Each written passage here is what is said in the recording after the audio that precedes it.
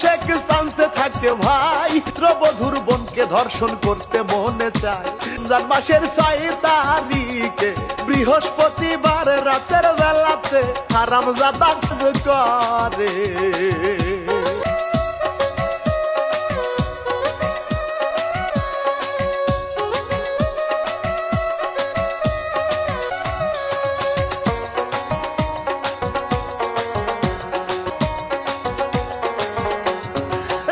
তখন আনুমানিক 2:30টার পরে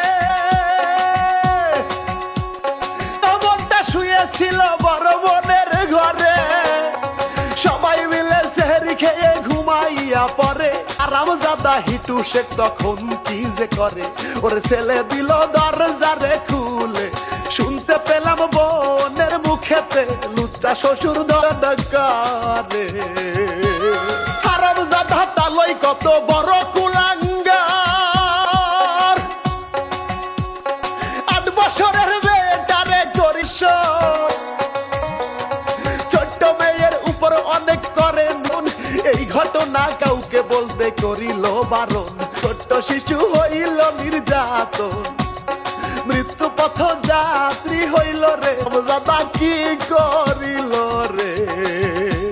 বড় মনে এবার যখন বাথরুমেতে যায়,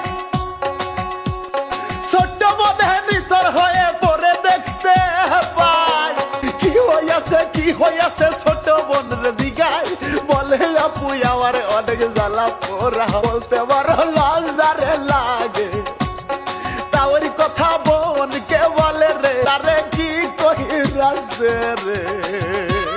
বড় বোনে বলে বোন রে ঘুমাইয়া পর। সকাল হলে স্বামীর কাছে বউ যে বইলা দে। লুচ্চার ঘরের লুচ্চা বেটা কথা শোনে না, উল্টো বউকে মারধর করে রাখে আটকাইয়ালে। কথা বলবি না কাউরে, নইলে মেরে ফেলব তোর বনে রে। খাজাই রে পেটে ছটফট করে কান্দে 8 বছরের ছোট্ট বোন।